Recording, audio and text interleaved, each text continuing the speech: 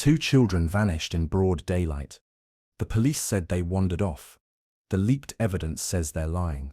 Have you ever had that gut feeling that something was terribly wrong, but everyone around you insisted everything was fine? That sick feeling in your stomach when the official story doesn't match what your instincts are screaming at you. Do you know what it's like when the people you trust most, the very institutions meant to protect you, might be hiding the truth about the most vulnerable members of your community? On May 2, 2025, 4-year-old Jack Sullivan and 6-year-old Lilly Sullivan disappeared from their quiet Nova Scotia home. Within hours, the Royal Canadian Mounted Police assured the public this was a simple case. Two curious children had wandered into the dense woods surrounding their rural property. Search teams would find them, families could sleep peacefully. But this wasn't just another case of children wandering into the woods. Because 3 weeks later, leaked RCMP evidence would surface that completely contradicted everything the public had been told. A child-sized boot print that didn't belong to anyone in the family. A fragment of Lily's comfort blanket, found in a location that made no sense. Internal police memos suggesting investigators were operating under the assumption that these children were already dead. By the end of this story, you'll understand why an entire community is now asking one terrifying question. Is Lily still alive? And more importantly, you'll understand why the answer to that question might expose a cover-up that goes deeper than anyone imagined. If you've ever questioned an official story that didn't add up, hit that like button right now, because today we're diving deep into evidence that challenges everything we were told about one of Canada's most disturbing missing children cases. To understand why the disappearance of Jack and Lilly Sullivan shattered an entire community, you need to understand the place they called home. Lansdowne Station sits in the heart of Pictou County, Nova Scotia, a place where maritime fog rolls across endless forests, where neighbors know each other's stories going back generations, and where the kind of tragedy that befalls big cities feels impossibly distant. This is rural Canada at its most pristine, winding dirt roads, century-old farmhouses, and the kind of natural beauty that makes you believe the world is fundamentally good. It's also the traditional territory of the Civic and Acotic First Nation, a Mi'kmaq community whose roots in this land stretch back thousands of years. The Sullivan family, Jack and Lily's family, were deeply connected to this heritage. Their mother, Malaya Brooks Murray, wasn't just a parent, she was a cultural guardian, someone the community looked to for preserving traditions, oral histories, and the sacred stories that connect past to present. In places like Lansdowne Station, everyone knows everyone. Your reputation isn't built on what you do for work, it's built on how you treat your neighbors, how you raise your children, how you honor your ancestors. The Sullivan family had that kind of reputation. Solid, respected, the kind of family that makes a community feel safe. Which is exactly why what happened on May 2, 2025, felt like such a violation of the natural order. But here's what the early news reports didn't tell you. Even in tight-knit communities like this, families carry secrets. Even in places where everyone knows everyone, there are things people whisper about behind closed doors. Even in communities built on trust and tradition, there can be cracks in the foundation that nobody wants to acknowledge. And sometimes, those cracks become the very places where tragedy takes root. The Sullivan family lived in a modest home on the outskirts of Lansdowne Station, close enough to community life to feel connected, but far enough into the woods to give their children the kind of freedom that rural kids take for granted. Jack, at 4 years old, was the kind of boy who collected rocks and chased butterflies. Lily, 6, was his protector and guide, never far from her little brother's side and never far from her beloved comfort blanket, a soft, worn piece of fabric that had become as essential to her as breathing. These were children who knew every tree, every path, every safe place within walking distance of their home. They weren't city kids who might panic if they got turned around. They were country kids, raised to be comfortable in nature, taught to find their way home by following familiar landmarks. So when the RCMP initially suggested that Jack and Lily had simply wandered off and gotten lost in the woods they'd played in their entire lives, some people in the community started asking questions that made others uncomfortable. But those questions were nothing compared to what would come later. Because what the community didn't know yet was that this case would expose something much more disturbing than 2 lost children. It would expose the difference between what authorities tell the public and what they really believe. It would expose how quickly institutional protection can override the search for truth. And it would expose why sometimes the most dangerous place for children isn't in the dark woods. It's in the grey areas, where official stories begin to fall apart. The civic First Nation has a long, complicated history with Canadian law enforcement. Generations of families who've learned to be skeptical when authorities make promises about protecting Indigenous children. Generations who've seen official stories crumble when independent truth-tellers start asking the right questions. That historical context would become crucial as this case unfolded, because it meant the community was already primed to ask the questions that authorities hoped nobody would think to ask. If this really was just a case of children wandering off, why were investigators treating it like something much darker? If the evidence really supported the official story, why was that evidence being kept secret? And if Jack and Lilly really had just gotten lost in familiar woods, why were police operating under the assumption that these children might never come home alive? The answers to those questions would change everything. But first, you need to understand the family dynamics that were simmering beneath the surface, the private tensions that were about to explode into public tragedy. Every family has its complexities, but the Sullivan household was carrying the kind of tension that makes everyone walk on eggshells. The kind of tension that builds slowly over months and years until something small becomes the trigger for something catastrophic. Malia Brooks Murray was, by all accounts, an exceptional mother. Community members consistently described her as devoted, protective, and deeply connected to her cultural roots. She wasn't just raising her children, she was raising the next generation of cultural carriers, teaching Jack and Lilly the Mi'kmaq traditions that had sustained their people for millennia. But being an exceptional mother in a struggling household comes with its own kind of pressure. Friends and family members would later reveal that Malaya had been carrying the weight of marital problems that she kept carefully hidden from public view. In communities where your reputation is everything, admitting that your marriage is falling apart can feel like admitting failure. Not just personal failure, but failure to uphold the values that your community depends on.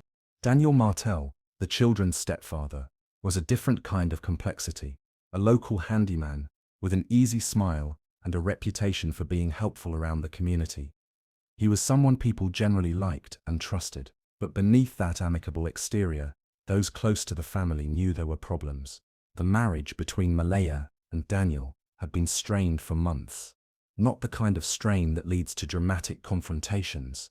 The quiet kind that erodes trust slowly, day by day, conversation by conversation. The kind where you stop sharing your real thoughts and start having surface-level interactions, even with the person you're supposed to be closest to. And in households with that kind of tension, children become unwitting barometers of adult stress. They sense things adults think they're hiding. They absorb anxiety even when nobody's raising their voice. They develop coping mechanisms, like Lily's attachment to her comfort blanket, that help them navigate emotional environments that are unpredictable and confusing. Cindy Murray, Malaya's mother and the children's grandmother, had been watching these dynamics with growing concern. As someone who'd raised her own children and helped raise her grandchildren, she recognized the signs of a family system under stress. She'd been encouraging Malaya to seek support, to address the marital problems before they started affecting the children more seriously. But in small communities, seeking help can feel like admitting defeat. It can feel like letting down not just your family, but everyone who's looked up to you as an example of how things should be done. This is the crucial context that makes May 2nd, 2025 so significant. Because what happened that morning wasn't just a random tragedy. It was the culmination of months of unresolved tension that finally reached a breaking point. The morning argument that preceded the children's disappearance wasn't just a disagreement. It was the kind of fight that married couples have when they've stopped trying to protect each other's feelings and started saying the things they've been thinking for months. It was the kind of fight that children overhear and internalize, even when adults think they're being discreet. And here's where the official timeline becomes crucial. Malaya left the house that morning to seek refuge with her extended family. She needed space to process what had happened, to figure out how to move forward, to get the kind of support that her marriage clearly wasn't providing. Which means Daniel was alone with Jack and Lilly during the window of time when they disappeared. Now that doesn't automatically make Daniel responsible for what happened. Plenty of step-parents successfully care for children during family crises. Plenty of households navigate marital problems without endangering the children involved. But it does mean that the initial RCMP assumption that this was simply a case of children wandering off while under normal family supervision was based on incomplete information about the family dynamics that were actually in play that morning. The community would later learn that Jack and Lilly weren't just playing outside when they disappeared. They were living in the aftermath of a significant family conflict, in a household where the primary caregiver had left to seek support elsewhere, under the supervision of someone who was dealing with his own emotional crisis. That context doesn't solve the mystery of what happened to these children, but it does explain why the community's initial trust in official explanations began to erode so quickly. Because once people understood the real family dynamics that were in play, the simple story about children wandering off started to feel incomplete. And incompleteness in cases involving missing children is dangerous, because every hour that passes based on incorrect assumptions is an hour that might have been spent pursuing leads that could actually bring children home safely. The question that would haunt this investigation, from that point forward, was whether authorities had the complete picture of family dynamics from the beginning, or whether the simplified narrative they presented to the public was designed to avoid the more complicated questions that the real family situation would have raised. Have you ever witnessed family tensions that made you worry about the children involved? The kind of situation where adults are so focused on their own conflicts that they lose sight of how those conflicts are affecting the most vulnerable people in the household.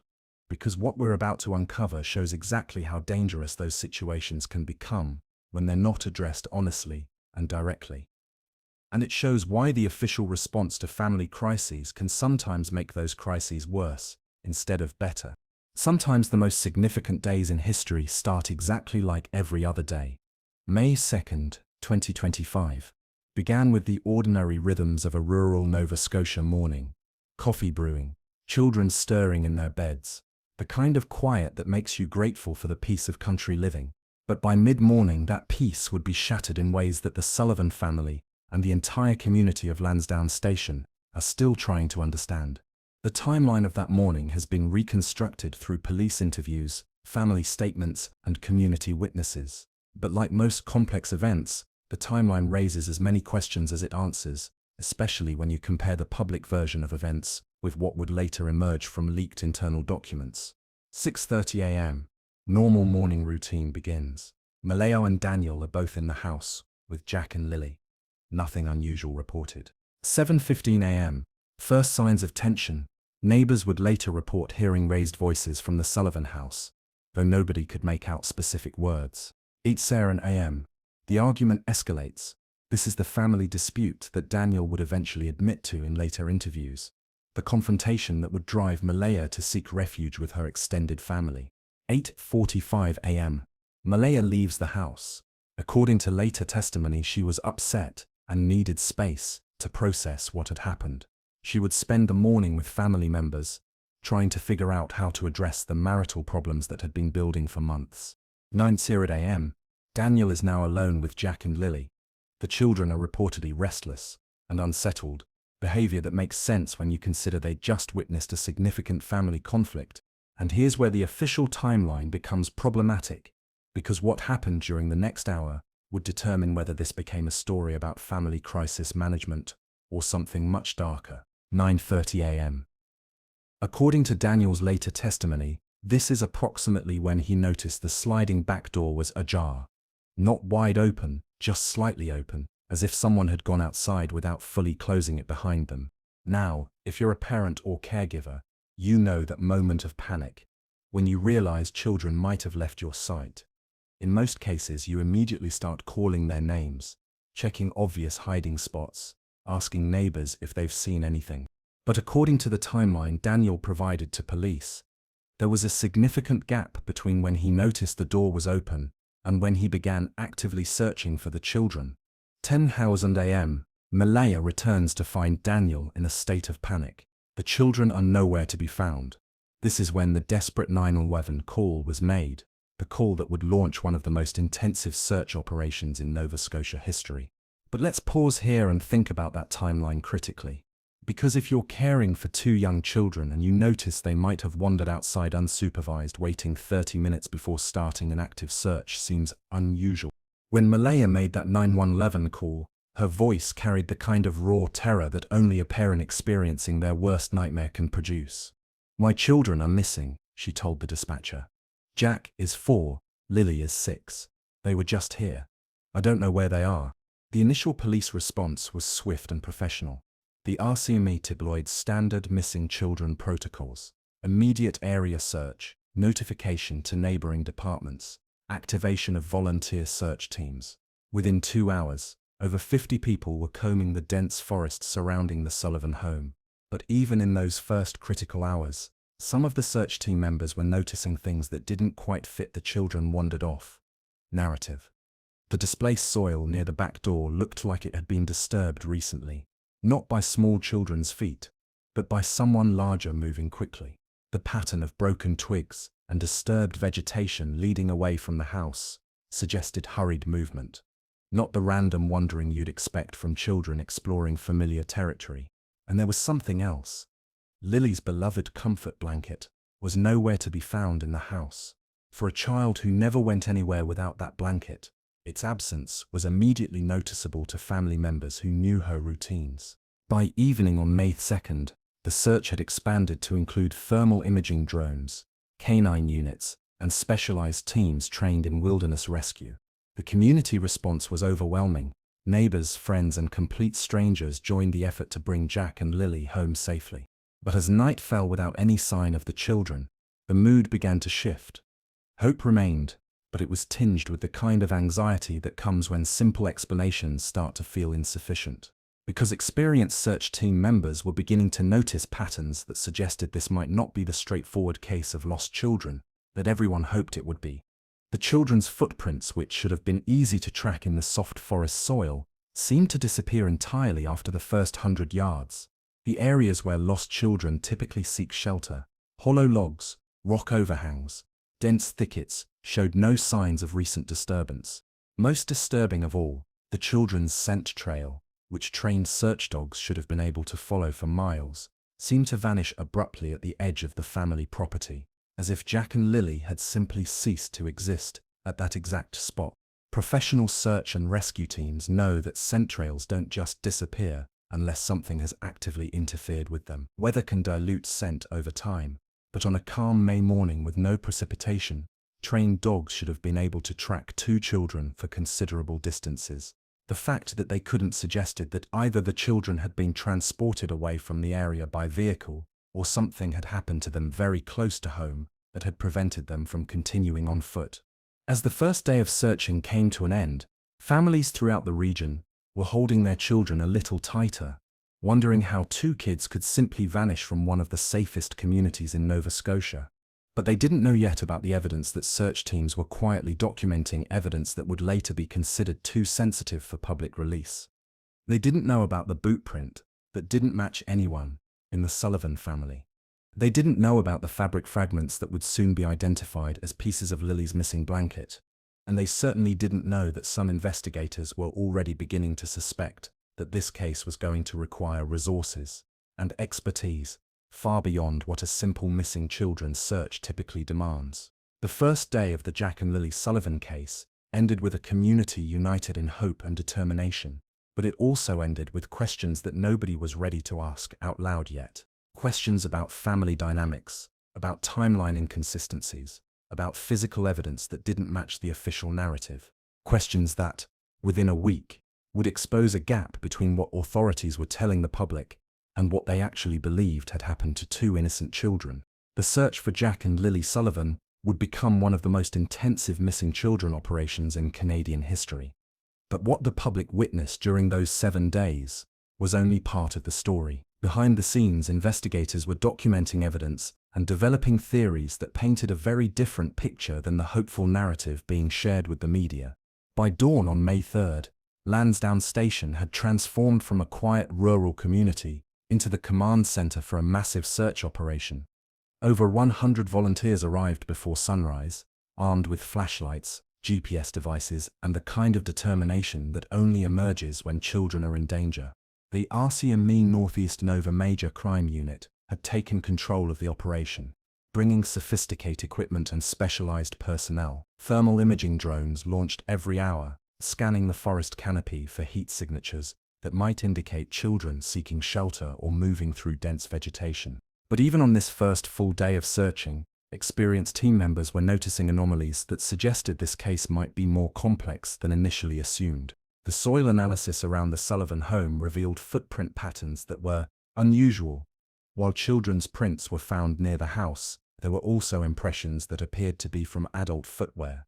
Footwear that didn't match any shoes belonging to family members or early responders.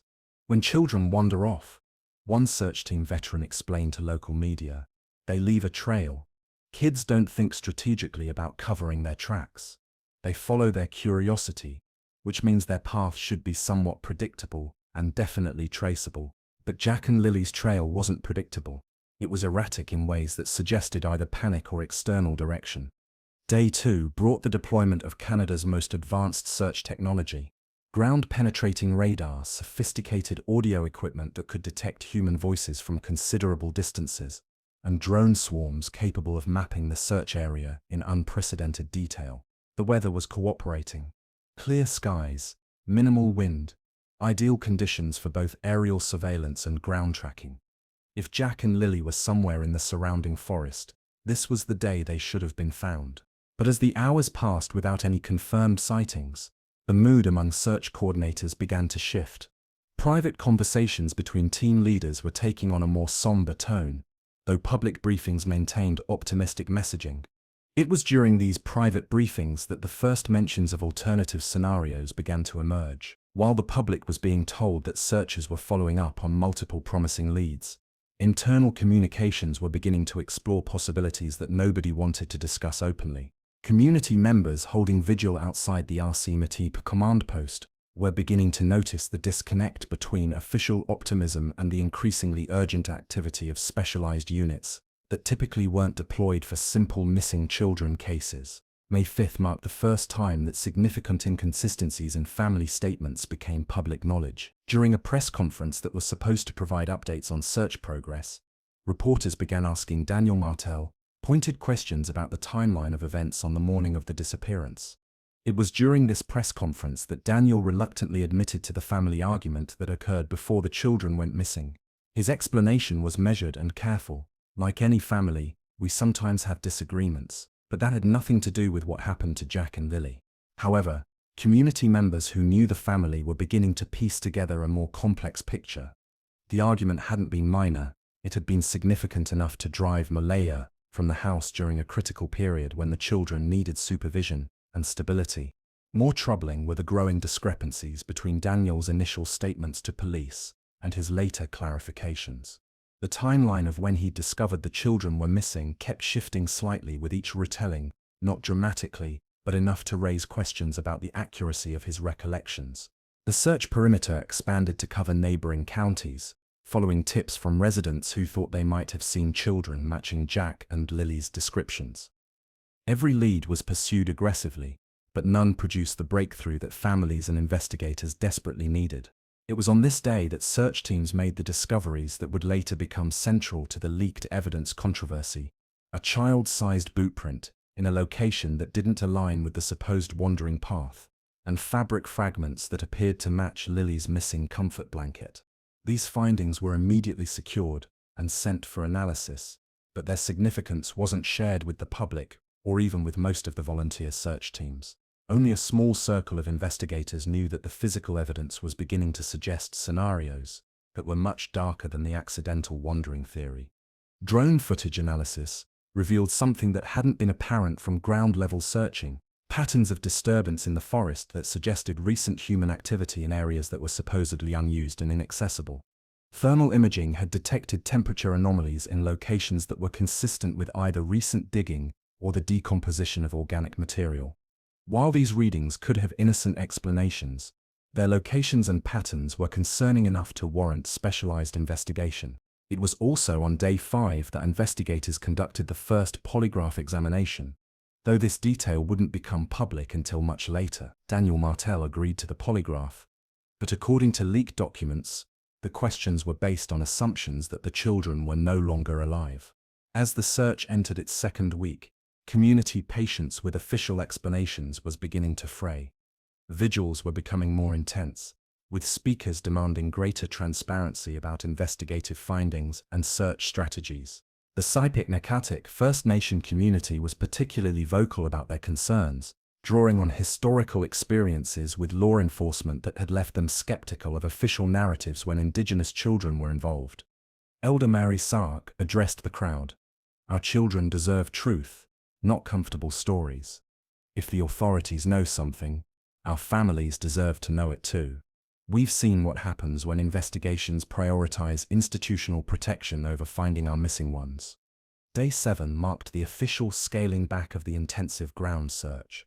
RCMP Staff Sergeant Curtis McKinnon announced that while the investigation would continue, the massive volunteer operation would be reduced to focus on specific leads and forensic analysis. What wasn't announced was that the investigation had fundamentally shifted from a missing children search to something much more complex. The evidence collected during the 7-day intensive operation had convinced investigators that they were dealing with a criminal case, not an accidental disappearance.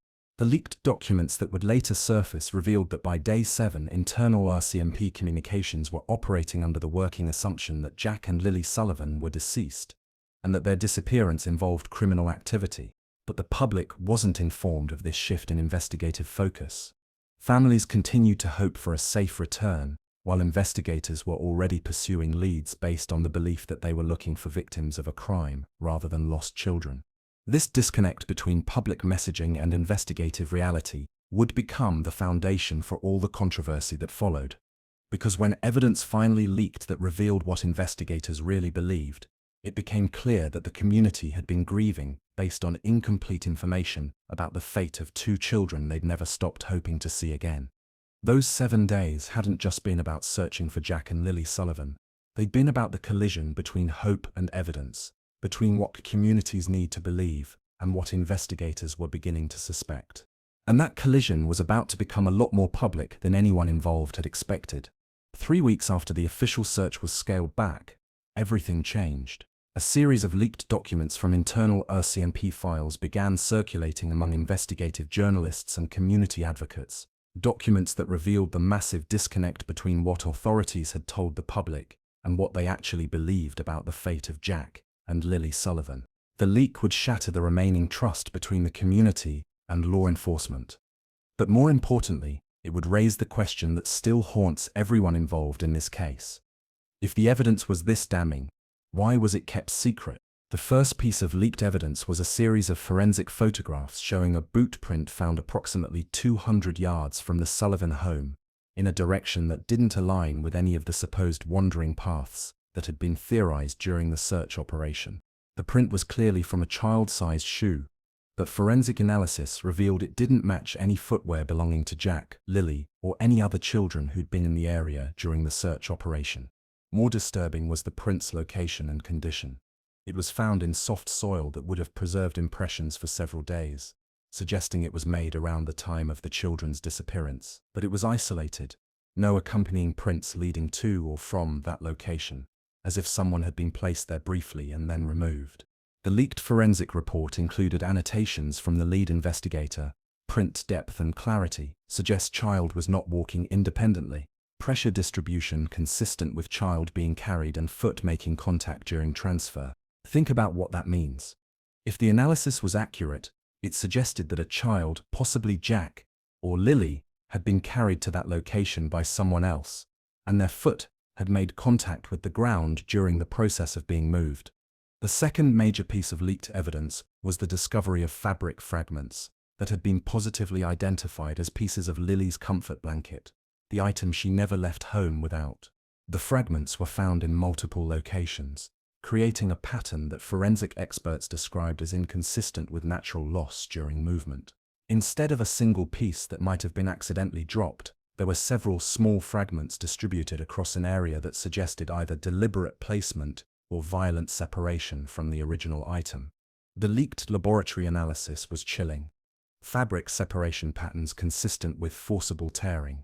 Fiber distribution suggests item was damaged during struggle or attempts to silence control victim. But perhaps most disturbing was where the fragments were found.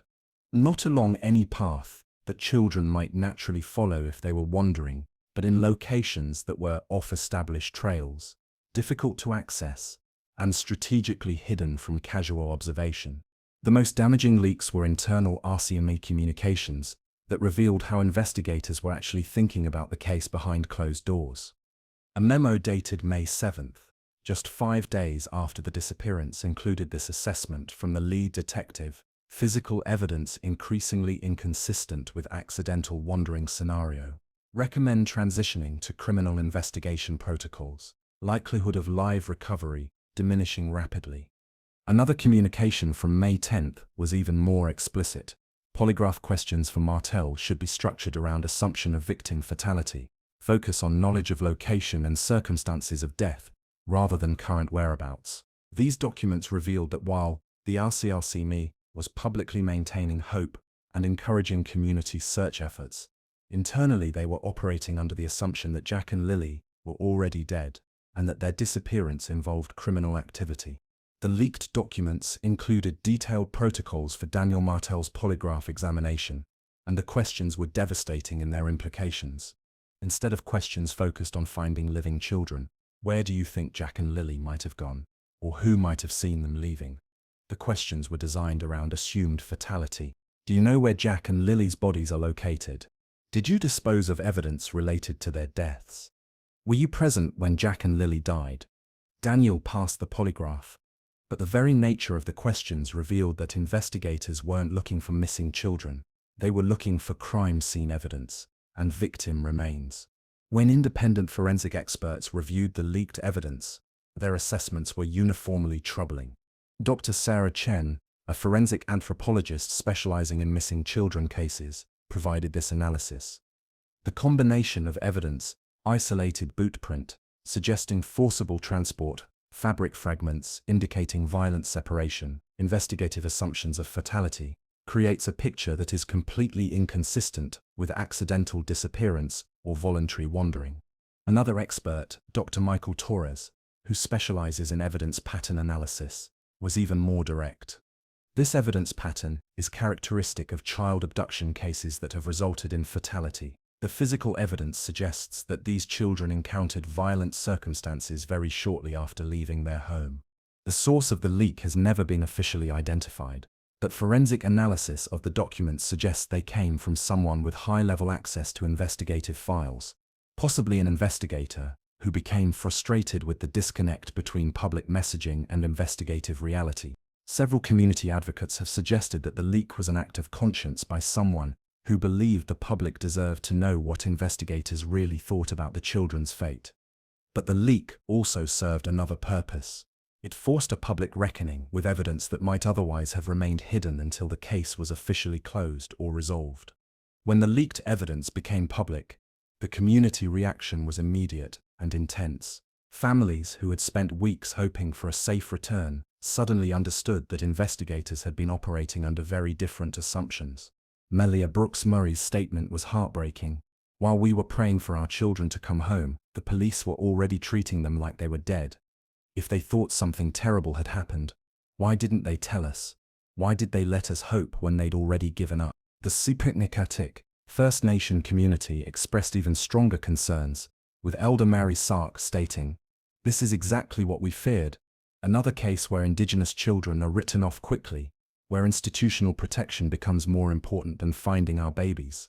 If this leaked evidence is as damning as it appears, we need to make sure this story reaches as many people as possible.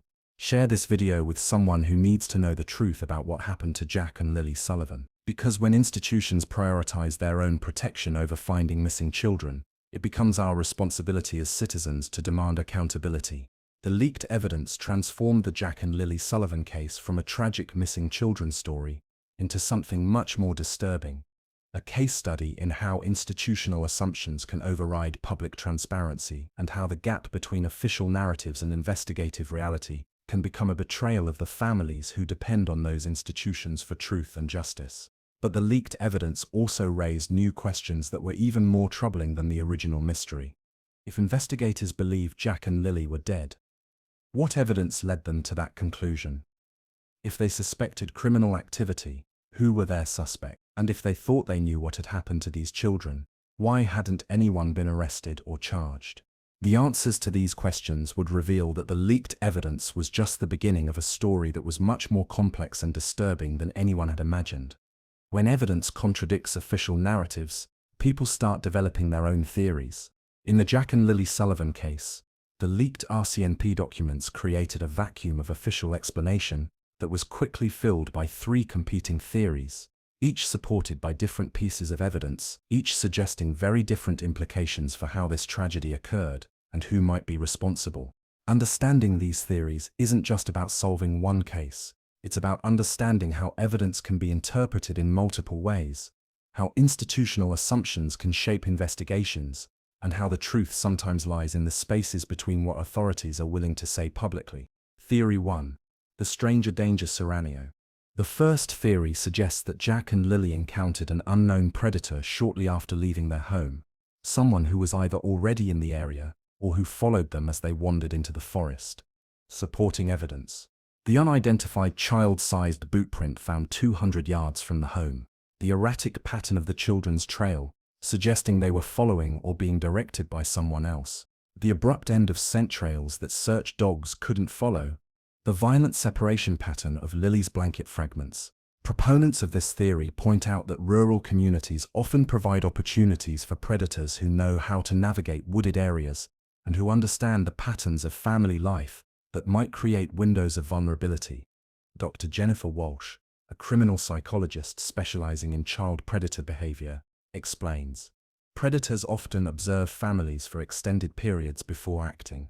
They identify moments of family stress or disruption, when supervision might be compromised, and when parents are distracted by other concerns.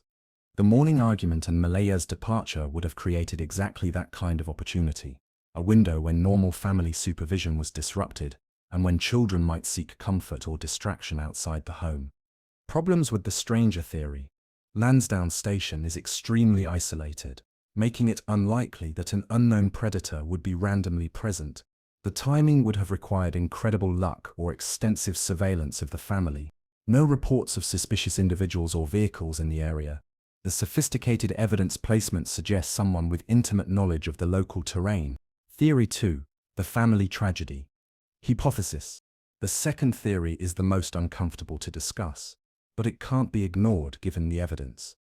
That the family conflict on the morning of May 2nd escalated beyond verbal disagreement and resulted in harm to the children, followed by attempts to cover up what had occurred. Supporting evidence. The significant family argument that preceded the disappearance, Malaya's departure from the home during the critical time period, timeline inconsistencies in Daniel's statements to police, the children's restless behavior suggesting they were upset by family conflict, the strategic placement of evidence suggesting knowledge of local search patterns. Advocates of this theory point to statistics showing that family members are responsible for the majority of violence against children, and that family stress often escalates during periods of marital conflict. Dr. Amanda Rodriguez, a specialist in family violence, notes, when families are under extreme stress, particularly when there are ongoing conflicts about child supervision and household management, the risk of violence can increase dramatically. Children often become unintended victims of adult conflicts that spiral out of control. Problems with the family theory. Daniel passed a polygraph examination, though the questions assumed fatality. No history of violence or abuse documented by social services. Community members consistently described the family as loving and protective. The physical evidence suggests patterns that would be difficult for one person to create alone. Theory 3. The institutional cover-up scenario. The third theory is perhaps the most disturbing, that investigative authorities either know more than they're revealing, or are actively concealing information to protect institutional interests or powerful individuals.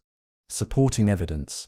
The dramatic disconnect between public messaging and internal communications, the early assumption of fatality without clear evidence to support that conclusion, the strategic leaking of evidence suggesting internal conflict within the investigation, historical patterns of inadequate investigation when Indigenous children are involved, the lack of arrests or charges despite evidence suggesting criminal activity, Proponents of this theory argue that the leaked evidence suggests investigators know far more about what happened to Jack and Lilly than they've revealed publicly, and that institutional pressure to avoid controversy or protect certain individuals has compromised the pursuit of justice.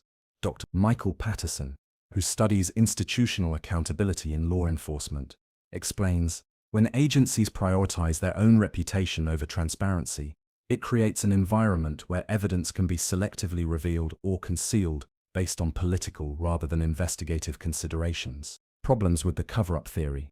Multiple agencies and dozens of investigators would have to maintain coordinated silence. Whistleblower protections exist for law enforcement personnel who expose misconduct. The intensive search operation demonstrated significant resource commitment, no clear motive for protecting any particular individual or interest. Each theory has compelling elements, but each also has significant weaknesses. The challenge for anyone trying to understand what really happened to Jack and Lilly Sullivan is that the evidence seems to point in multiple directions simultaneously. The stranger theory explains the unidentified bootprint and the sophisticated evidence placement, but it requires an improbable coincidence of timing and location. The family theory explains the timeline inconsistencies and the children's emotional state, but it conflicts with character assessments and polygraph results. The cover-up theory explains the disconnect between public and private communications, but it requires an implausible level of coordinated deception among multiple agencies and individuals. Perhaps the most likely scenario is that elements from multiple theories are accurate, that what happened to Jack and Lilly Sullivan involved a combination of family stress, opportunistic criminal activity, and institutional failures that compounded the tragedy. Consider this possibility. The family conflict created a window of vulnerability that was exploited by someone with knowledge of the family's situation and the local terrain. The institutional response prioritized rapid case closure over thorough investigation, leading to missed opportunities and concealed evidence. This combined scenario would explain why each individual theory has both supporting evidence and significant problems, because the real story involves multiple contributing factors rather than a single clear cause. Regardless of which theory ultimately proves correct, the Jack and Lilly Sullivan case teaches us crucial lessons about how to evaluate competing explanations when evidence is incomplete or contradictory. First, we learn the importance of questioning initial assumptions. The early focus on accidental wandering may have prevented investigators from pursuing leads that could have been crucial during the first critical hours. Second, we learn how institutional pressures can shape investigations in ways that prioritize agency protection over truth-seeking. When authorities are more concerned about managing public perception than finding answers, everyone suffers. Third, we learn how family dynamics can create vulnerabilities that extend far beyond the immediate household. When families are in crisis, children become more susceptible to all forms of harm. Finally, we learn that sometimes the most important questions don't have simple answers. The competing theories in the Sullivan case remind us that real-world tragedies are often more complex than any single explanation can fully capture. The question, what really happened to Jack and Lilly Sullivan, may never have a definitive answer. But asking that question and seriously considering all possible answers is essential for understanding how such tragedies occur and how they might be prevented in the future. Because at the end of the day, 2 children are still missing, 2 families are still grieving, and a community is still demanding answers that seem to remain just out of reach. The theories about what happened to Jack and Lilly Sullivan tell us as much about ourselves, about how we process tragedy, how we assign responsibility, how we balance hope with evidence, as they tell us about the specific circumstances of this case. And that's a lesson that extends far beyond one missing children case in rural Nova Scotia. The Jack and Lilly Sullivan case didn't just destroy one family, it fractured an entire community's relationship with the institutions they'd been taught to trust. When people discover that authorities have been operating under assumptions they never shared publicly, it creates a kind of betrayal that ripples through every future interaction between citizens and law enforcement. Understanding this community impact isn't just about documenting social consequences, it's about recognizing how institutional failures in individual cases can undermine the social contracts that entire communities depend on for safety and justice. For the Civic First Nation community, the Sullivan case reopened wounds that many had hoped were beginning to heal. The relationship between Indigenous communities and Canadian law enforcement has been complicated by generations of broken promises, inadequate investigations, and cases where Indigenous children were treated as less valuable than their non-Indigenous counterparts. Elder Mary Sark captured the community's frustration. "We've seen this before. We've seen our children go missing, and the investigations get closed too quickly. We've seen authorities tell us comfortable lies while they pursue their own priorities." Jack and Lily deserved better than to become another example of how our children get failed by systems that are supposed to protect them. The leaked evidence confirmed many community members' worst fears, that investigators had given up on finding the children alive much sooner than they'd admitted publicly, and that the intensive search operation had been largely performative, designed to manage public perception rather than genuinely pursue all possibilities. This revelation had implications far beyond the Sullivan case.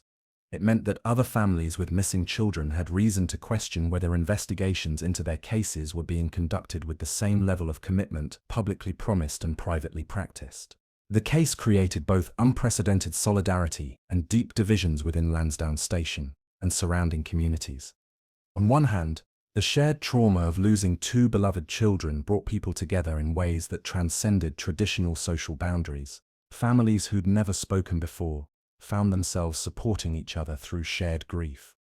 Community organizations collaborated on memorial activities and advocacy efforts. Local businesses donated resources for ongoing search and awareness activities.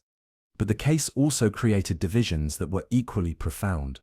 Some community members continued to believe that the official investigation was thorough and appropriate, while others became convinced that institutional failures had compromised the search for truth. These divisions were particularly painful because they often split families and long-time friendships. Arguments about whether to trust official explanations or demand independent investigations created tensions that persisted long after media attention had moved on to other stories.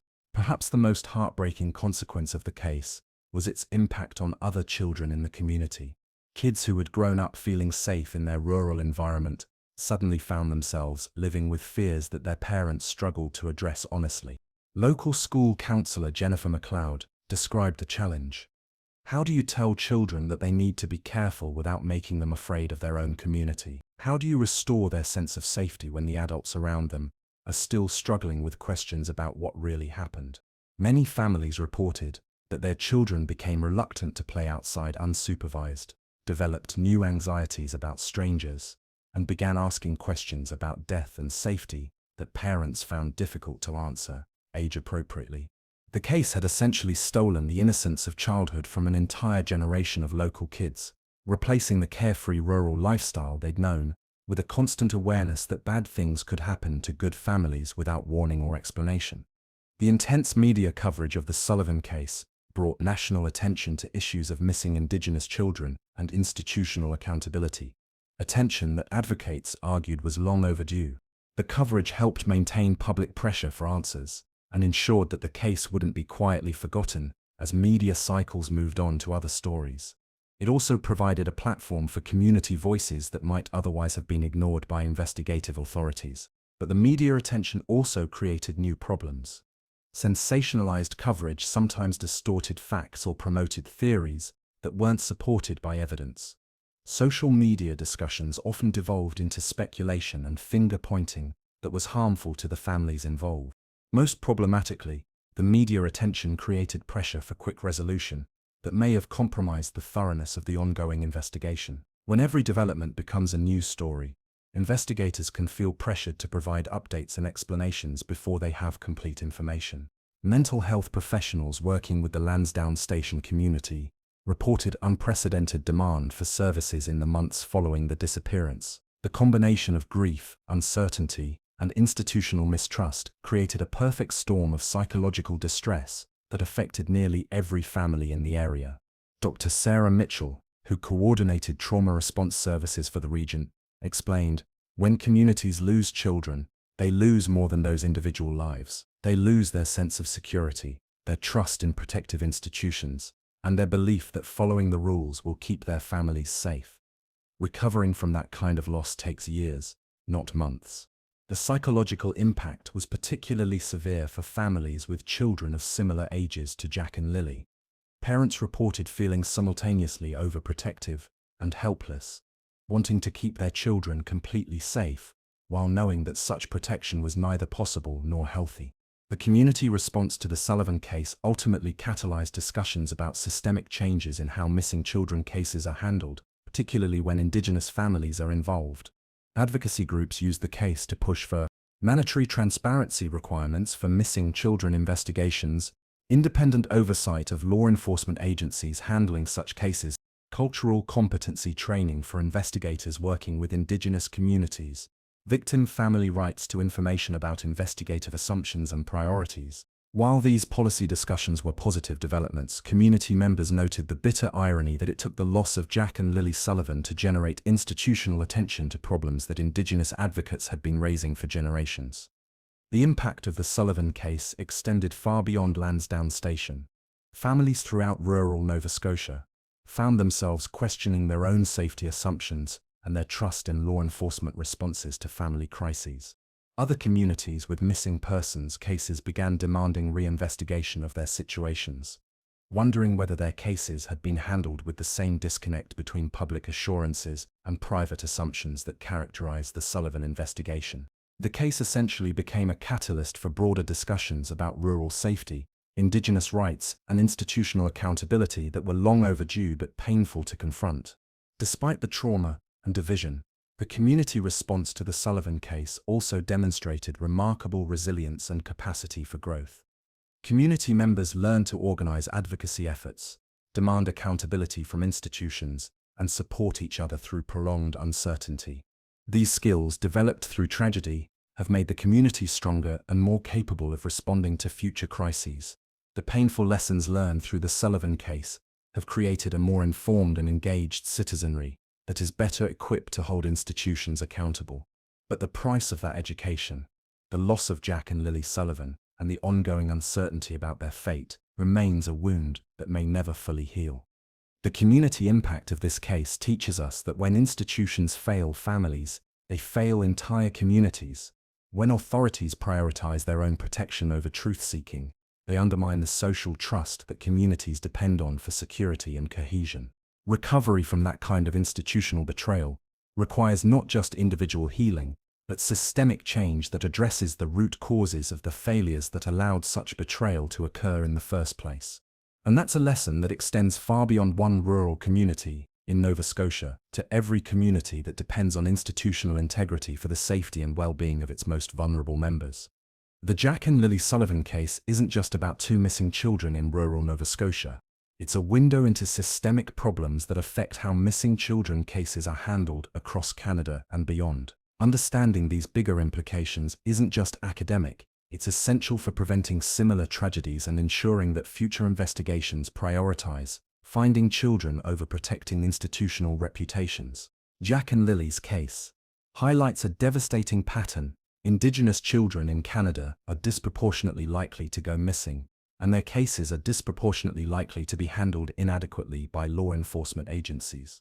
The statistics are staggering. According to the National Centre for Missing and Exploited Children, Indigenous children represent less than 8% of Canada's child population, but account for over 40% of missing children cases. Even more troubling, cases involving Indigenous children are statistically more likely to be classified as runaways or voluntary disappearances, without thorough investigation of other possibilities. Dr. Jennifer Lawson, who studies missing children cases involving Indigenous families, explains, "There's a documented pattern of investigations that begin with assumptions about family dysfunction or voluntary departure, rather than exploring all possibilities equally. This bias can be fatal when children are actually in danger." The Sullivan case exemplifies this pattern. The early assumption that Jack and Lilly had simply wandered off may have prevented investigators from pursuing leads that could have been crucial during the first critical hours when children might still have been recoverable. One of the most disturbing aspects of the Sullivan case is the gap between what authorities told the public and what they actually believed about the children's fate. This transparency gap raises fundamental questions about institutional accountability in cases where public trust is essential. When investigators operate under assumptions they don't share with families or communities, they create situations where resources may be misallocated and where families are grieving based on incomplete information. Legal expert Dr. Patricia Chen argues, families have a right to understand the basic assumptions guiding investigations into their children's disappearances. When agencies withhold that information to manage public perception, they're prioritizing their own interests over the interests of the families they're supposed to serve. The leaked RCMP documents in the Sullivan case revealed that investigators were working under fatality assumptions just days after the disappearance, while publicly maintaining hope and encouraging community search efforts. This disconnect represents a fundamental breach of the trust contract between law enforcement and the communities they serve. The leaked evidence in the Sullivan case also raises questions about how sensitive information is handled during ongoing investigations. While there are legitimate reasons to withhold certain details from the public, the pattern of evidence concealment in this case suggests that institutional protection was prioritized over transparency.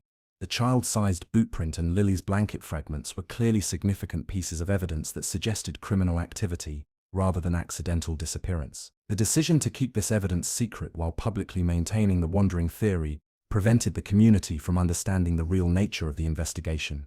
Dr. Michael Torres, a forensic evidence specialist, notes, when physical evidence contradicts official narratives, agencies have an obligation to either explain the discrepancy or revise their public statements.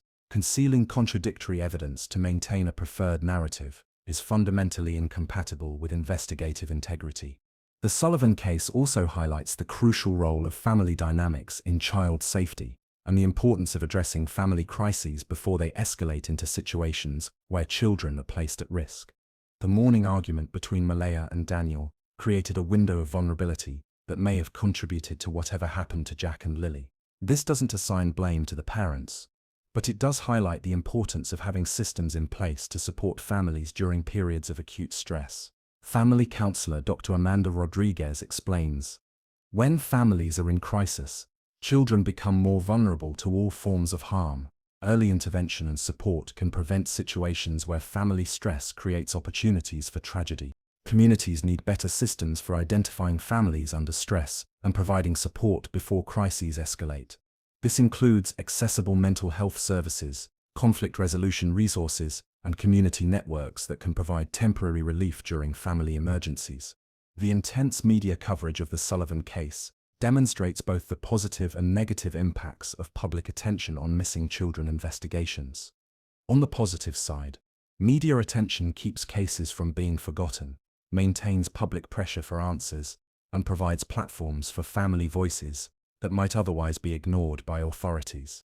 But media coverage can also compromise investigations by promoting speculation over facts, creating pressure for premature conclusions, and sometimes interfering with evidence collection or witness interviews. Journalism ethics expert Dr. Sarah Mitchell argues, media has a crucial role in holding institutions accountable, but that role comes with responsibilities to prioritize accuracy over sensationalism and to consider the impact of coverage on ongoing investigations and grieving families. Despite the tragedy and institutional failures, the community response to the Sullivan case demonstrates the power of civic engagement in demanding accountability and driving change. The leaked evidence wouldn't have become public without community pressure for transparency. The ongoing demands for justice and reform have kept the case from being quietly closed. The advocacy efforts have contributed to broader policy discussions about missing children investigations. This community response teaches us that citizens have both the right and the responsibility to hold institutions accountable when they fail to serve the public interest adequately. For individual families, the Sullivan case offers important lessons about personal safety and family preparedness that extend far beyond the specific circumstances of this case. Communication is crucial. Families need regular, honest communication about both routine safety and crisis management. Children who understand family expectations and safety protocols are better prepared to respond appropriately during emergencies. Community awareness matters. Families are safer when they're connected to community networks that can provide support during crises and can notice when something seems wrong. Trust your instincts. When something feels wrong, it often is. The early warning signs in the Sullivan case, family stress, Unusual behavior, timeline inconsistencies were indicators that deserved serious attention. Demand accountability. When interactions with institutions don't feel right, families have the right to ask questions, demand explanations, and seek independent verification of official information. The Sullivan case has catalyzed discussions about specific reforms that could prevent similar failures in future missing children investigations. Mandatory transparency requirements. Families should have the right to understand the basic assumptions guiding investigations into their children's disappearances. Independent oversight. Missing children cases should be subject to independent review to ensure that institutional pressures don't compromise investigative integrity. Cultural competency training. Investigators working with Indigenous families need specific training to address historical trauma and cultural factors that may affect case handling. Community involvement protocols. Communities should have structured ways to participate in missing children investigations, while respecting evidence integrity. While the Sullivan case occurred in a specific place with specific cultural and geographic factors, its implications extend to every community that depends on institutional integrity for child safety. The patterns revealed in this case, institutional assumptions overriding evidence, transparency gaps undermining public trust, cultural bias affecting investigation quality, are not unique to rural Nova Scotia or Indigenous communities. These are systemic problems that affect how institutions respond to crises in communities everywhere. The lessons learned from Jack and Lilly Sullivan's case can inform better practices in every jurisdiction where children go missing and families depend on authorities to prioritize truth-seeking over institutional protection.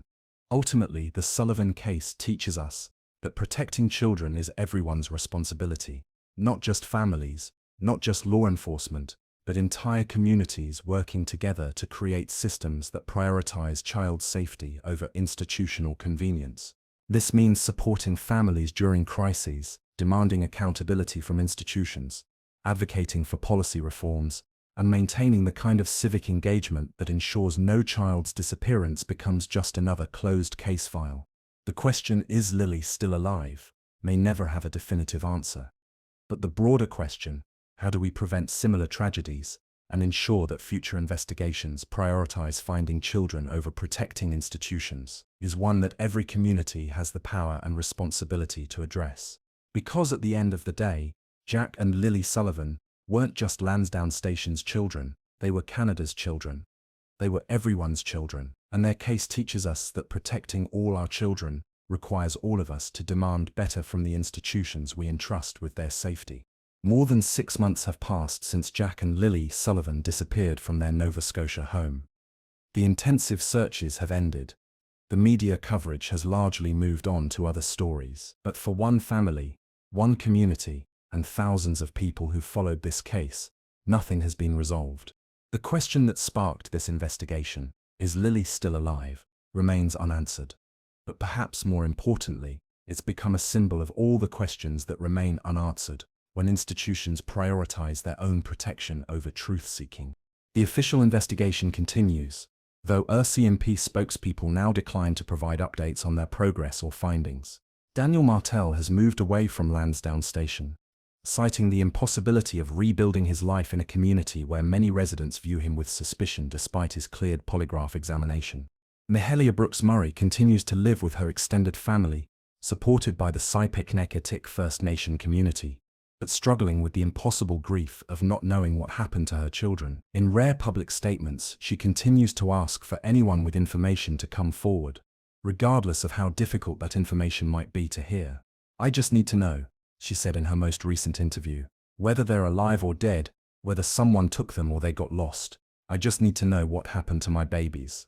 The not knowing is destroying what's left of our family. The leaked RCMP evidence that shattered this community's trust in official narratives has never been officially acknowledged or explained. The child-sized boot print, Lilly's blanket fragments, and the internal communications assuming fatality remain unexplained discrepancies between what the public was told and what investigators apparently believed. Independent forensic experts who reviewed the leaked materials continue to maintain that the evidence pattern is inconsistent with accidental disappearance or voluntary wandering. But without access to the complete investigative file, they cannot provide definitive alternative explanations. This creates a situation where the community knows that official explanations were incomplete or misleading, but doesn't have enough information to understand what really happened or why the investigation took the direction it did. If Jack and Lilly Sullivan are never found, if their case is never resolved, their disappearance will still have served an important purpose. It will have exposed systemic problems in how missing children cases are handled, particularly when Indigenous families are involved. The case has already contributed to new transparency requirements for missing children investigations in Nova Scotia, cultural competency training mandates for investigators working with Indigenous communities, independent oversight protocols for cases that receive significant public attention, victim family rights legislation that guarantees access to basic information about investigative assumptions. But these policy changes, while important, cannot bring back 2 children who should be starting 2nd grade and kindergarten this fall. They cannot heal a family that has been shattered by loss and uncertainty. They cannot restore a community's faith in the institutions they depend on for protection. Behind every case study in institutional failure are real people whose lives have been forever changed by decisions made in boardrooms and policy meetings they'll never attend. Malaya Brooks Murray has lost more than her children. She's lost her faith in the systems that were supposed to protect them. She's lost her sense of safety in the community where her family has lived for generations. She's lost the simple ability to plan for a future that includes watching her children grow up. The other children in the community have lost their innocence, their sense of security, their ability to play freely in the forests and fields that were once their code playground. The community has lost its cohesion, its trust in authority, its belief that following the rules and cooperating with investigations will protect the families who depend on institutional integrity. For this case to reach any kind of meaningful resolution, several things must occur. Full disclosure of evidence. The RCMP must release all evidence and investigative findings that don't compromise ongoing criminal proceedings. The community deserves to understand what investigators found and why they reached the conclusions they did. Independent review. An independent body must review the handling of this investigation to identify specific failures and ensure they don't happen in future cases. Continued investigation. If Jack and Lilly are still alive, they deserve every possible effort to find them. If they're not, their family deserves to know what happened and to see those responsible held accountable. Systemic reform. The institutional failures revealed by this case must be addressed through concrete policy changes that prioritize child safety over agency protection. The Jack and Lilly Sullivan case has become more than the story of 2 missing children. It's become a test case for whether communities can demand accountability from institutions, whether Indigenous families can expect equal treatment from law enforcement, and whether truth-seeking can overcome institutional self-interest. The outcome of this case will influence how future missing children investigations are conducted, how communities respond to institutional failures, and how families navigate the devastating experience of losing children without answers. In that sense, Jack and Lilly Sullivan's disappearance has the potential to protect other children by exposing the systemic problems that put all children at risk when institutions prioritize their own interests over the families they serve. Is Lilly still alive? We may never know the answer to that specific question, but the broader question it represents, do institutions serve children and families, or do children and families serve institutions, is one that every community has the power to answer through their actions and demands for accountability.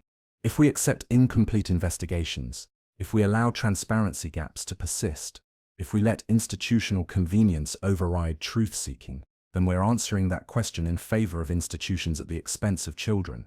But if we continue to demand answers, if we hold authorities accountable for their assumptions and actions, if we insist that every missing child deserves thorough investigation regardless of their family's background or social status, then we're answering that question in favor of the children who depend on all of us for protection. Jack and Lilly Sullivan deserve truth, justice, and to be remembered not just as victims of tragedy, but as catalysts for change that protects other children. Their case teaches us that sometimes the most important questions don't have easy answers, but asking them is what separates truth from comfortable lies, justice from convenient closure, protection from institutional self-interest. If this story moved you, if it made you think differently about how missing children cases should be handled, if it convinced you that communities have both the right and the responsibility to demand accountability from institutions, then share it with someone who needs to know that truth matters more than institutional comfort. Subscribe to make sure you never miss our investigations into cases where the official story doesn't add up. Because in a world full of comfortable lies, choosing to seek uncomfortable truths is what makes the difference between justice and cover-ups. And remember, Jack and Lilly Sullivan were 4 and 6 years old when they disappeared. They loved playing in the forest behind their home. Lilly carried her comfort blanket everywhere. Jack collected rocks and chased butterflies. They were real children with real families who loved them. Not just case numbers in an investigative file. They deserve better than to be forgotten when media attention moves on to other stories. They deserve better than to become examples of institutional failure without driving the changes needed to prevent similar failures. They deserve the truth. Their family deserves answers. Their community deserves accountability. And all of us deserve to live in a world where children like Jack and Lilly Sullivan are protected by institutions that prioritize finding them over protecting themselves. The question, is Lilly still alive, may haunt us forever.